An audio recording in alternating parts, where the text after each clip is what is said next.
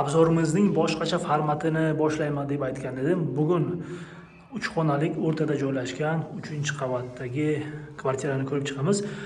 Obzor davomida boshqa hikoya haqida gapirib beraman. Boshladik. 1983-yilda Avstraliyada qariyb 900 kilometr, 900 metr emas, 900 kilometrlik marafon, ultra marafon deydi. Samarqand Toshkent 300 kilometr bo'lsa, shuni 3 karra ziyoda. Marafon bitta firma sponsor reklama uchun o'shanaqa marafonni Avstraliyada tashkil qiladi. Unda ko'pchilik sportsmenlar, kuchli sportsmenlar ishtirok etadi, chunki unga kamiga 5-6 kun yugurish kerak. O'shanda 61 yoshli cho'pon Cliff Young degan avstraliyalik cho'pon ham ishtirok etadi. 61 yoshli. U ishtirok etadi.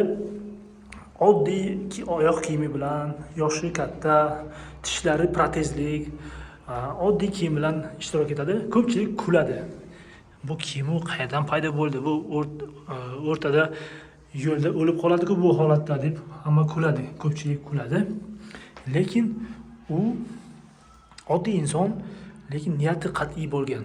Niyati qat'iy bo'lib, bir umr cho'ponlik qilgan. Cho'ponlik qilganda o'zini mollari har joyga tarqalib ketsa, uni u yugurib topib kelishi kerak bo'lgan. Bir umr shu bilan shug'ullangan. Hamma yugurishni boshlaydi, u ham sekinlik bilan yugurishni boshlaydi. Bitta qoida bo'lgan. Qoida shundaki, qoida kechasi yotish kerak bo'lgan. Yotib, massajistlar kelib, massaj qilib, boshqa kuchli sportsmenlar shunaqa qoida bo'lgan. Lekin Cliff Young bu qoidani bilmagan. U qoidadan xabari bo'lmagan. Ya'ni dam olish mumkinligini bilmagan. Dam olmasdan shunchaki yuguravergan. Kecha-yu kunduz yuguraverib, hamma hayron, qanday bu yugurayapti? Kim o'zi? U mollari tarqalib ketganda 1 kun, 2 kun, 3 kunlab tinmasdan yugurishga odatlangan cho'pon bo'lgan. O'shaning uchun u 1983-yilda 61 yoshda o'sha ultra marafon, 900 kilometrlik ultra marafonga g'olib chiqadi. G'olib chiqib, o'sha paytdagi mukofot puli $10,000 bo'lgan. $10,000 o'sha paytda juda katta summa bo'lgan. Hozir ham katta summa.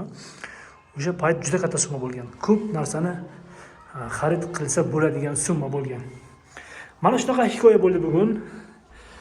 Bu ham bizga necha xil ancha ibrat bo'ladigan hikoya. Yosh, vaqt, soat yoki chegaramiz o'zimizning kallamizda bo'ladi. Mana shunaqa hikoyalarni eshitsangiz, hayotdagi qiyinchiliklar, muammolarni yechishga ancha yordam beradigan hikoyalar deb o'ylayman. Kvartiramizni obzorini ko'rgan bo'lsangiz, pastida to'liq ma'lumotini yozib qoldiraman. Narxi, etaji, necha xonaligi, kvadrati va telefon raqamlarini yozib qoldiraman. Mana shunaqa format yoqqan bo'lsa, kommentariyalarni yozib qoldiringlar. Shu formatda davom ettiraman.